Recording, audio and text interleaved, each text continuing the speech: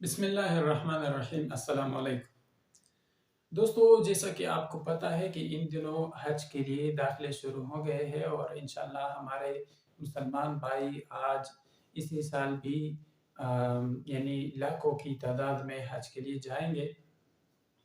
تو حج کا جو طریقہ ہے وہ تھوڑا سا کمپلیکیٹڈ ہے، یعنی اس کو سمجھنے کے لیے فوکس کرنا پڑتا ہے۔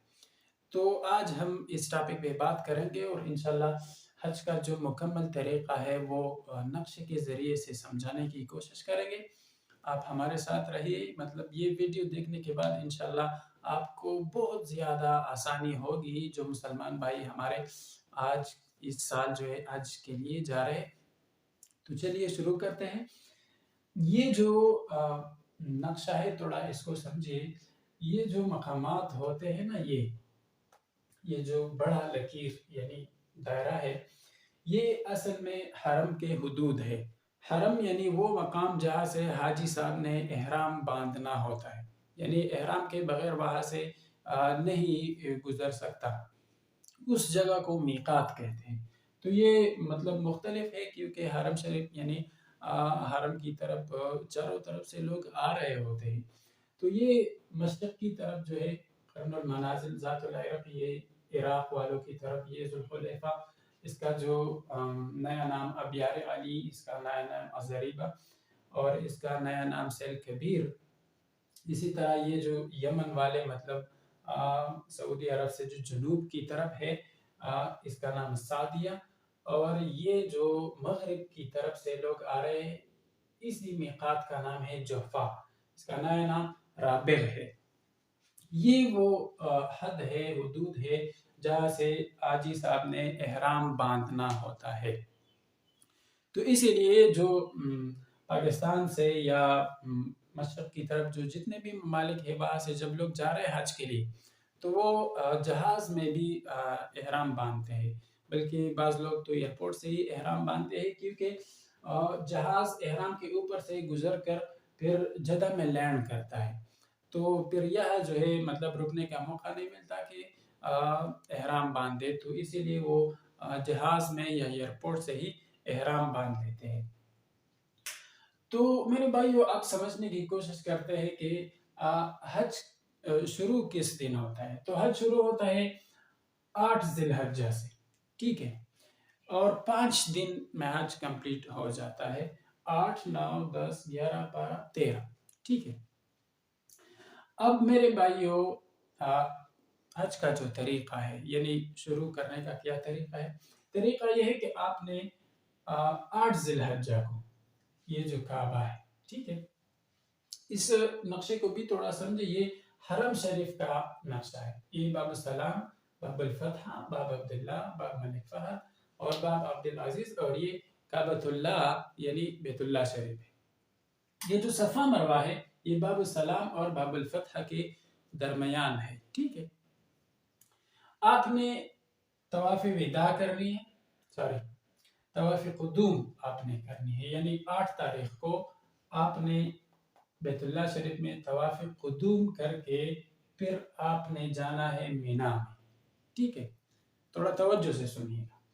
طواف قدوم کر کے آپ نے جانا ہے مینا میں۔ مینا میں آپ نے کام کرنے کیا ہے؟ 5 نماز وہاں پہ ادا کرنی ہے، ٹھیک ہے، یعنی مطلب ظہر، عصر، مغرب، عشاء، اور 9 تاریخ کی فجر کی نماز آپ نے پڑھنی ہے مینا میں، ٹھیک ہے۔ یہ وقت آپ نے مینا میں گزارنی ہے، ٹھیک ہے۔ پھر 9 تاریخ کے صبح کو مینا سے آپ نے جانا ہے میدان عرفات میں۔ یہ مزدلفہ بیچ میں رہ جاتا ہے، ٹھیک ہے۔ آپ نے جانا ہے میدان عرفات۔ میدان عرفات میں آپ نے شام تک کا وقت گزارنا ہے، شام تک، ٹھیک ہے، یعنی مغرب کے بعد تک کا جو وقت ہے، یہاں پر سارا دن گزارنا ہے، اور پھر آپ نے واپس جانا ہے۔ جیسا ہی مغرب کا وقت داخل ہوا تو دخول وقت کے بعد آپ نے کچھ دیر عرفات پہ گزارنی ہے، جس کا نام ہے وقوف عرفہ، اور وہ یعنی حج میں وہ فرض ہے وقوف عرفہ، ٹھیک ہے۔ پھر آپ نے جیسے ہی مغرب کا وقت داخل ہوا تو آپ نے نماز نہیں پڑھنا ہے ادھر، بس آپ نے جانا ہے پھر مزدلفہ میں جانا ہے، ٹھیک ہے۔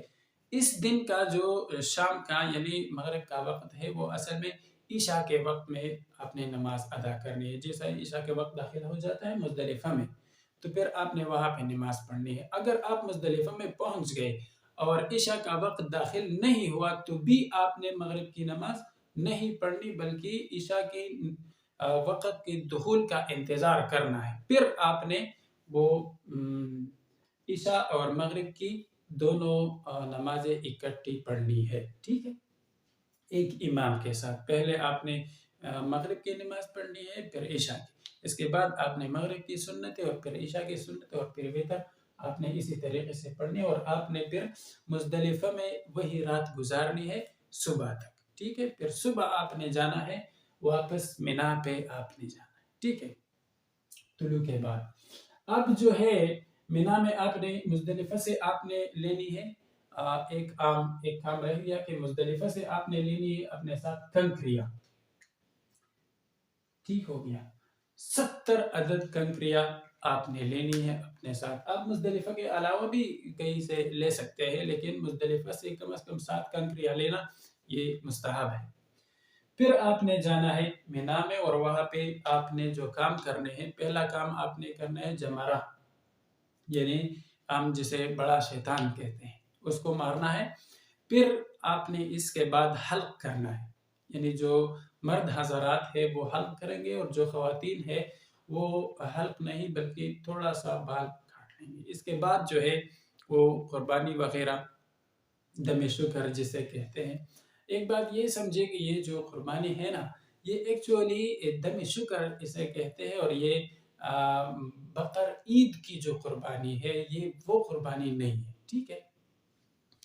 اس کے بعد جو ہے احرام کی بہت ساری پابندیاں جو ہے وہ ختم ہو جاتی ہے، بس ایک پابندی رہ جاتی ہے، یعنی میاں بیوی کے جو ازدواجی تعلقات ہے وہ ابھی تک محرم کے لیے جائز نہیں ہے، اور اس کے علاوہ جتنے بھی جو پابندیاں ہے، خوشبو لگانا، بال کاٹنا، ناخن کاٹنا وغیرہ، صفائی کرنا، یہ سب جو ہے محرم کے لیے وہ پابندیاں ختم ہو جاتی ہیں۔ اس کے بعد حاجی صاحب نے جانا ہے واپس کعبۃ اللہ میں، اور وہاں پہ طواف زیارت کرنی ہے، یہ بھی حج میں فرض ہے، ٹھیک ہے۔ اگر یہ موقوف عرفہ، طواف زیارت، احرام، ان میں سے کوئی چیز رہ جاتا ہے تو پھر حج فاسد یعنی ادا نہیں ہو جاتا، کیونکہ یہ ان میں فرض ہے۔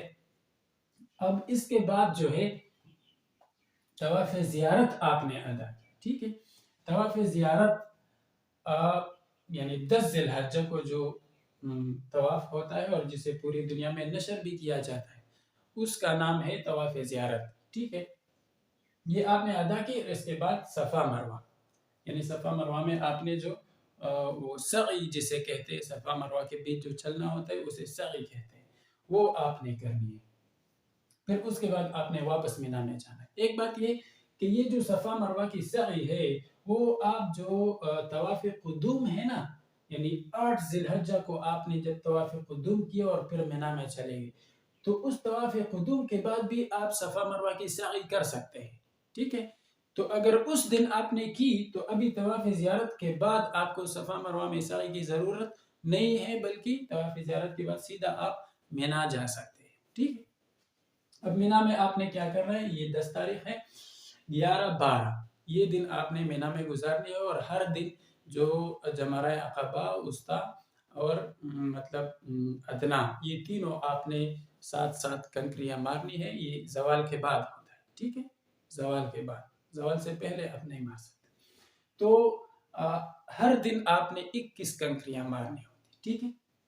اور 13ویں تاریخ یعنی چھٹے دن کو اگر کوئی رہ جاتا ہے مینا میں تو پھر اس پر بھی لازم ہے کہ وہ کنکریاں مارے، اور پھر وہاں سے واپس بیت اللہ شریف آئے، اور طواف الوداع جسے کہتے ہیں، یعنی الوداعی طواف، اور حاجی صاحب کا جو ہے اب حج کمپلیٹ ہو گیا۔ اللہ تعالیٰ سب مسلمانوں کو حج کی توفیق عطا فرمائے۔ اگر آپ کو ہمارا کام اچھا لگا ہو، آپ کو طریقہ سمجھ آ گیا ہو، آپ ویڈیو کو پوری توجہ سے دیکھیں، انشاءاللہ آپ کو بہت آسانی ہوگی۔ ہمارے لیے بھی دعا کیجیے گا۔ جزاک اللہ خیر۔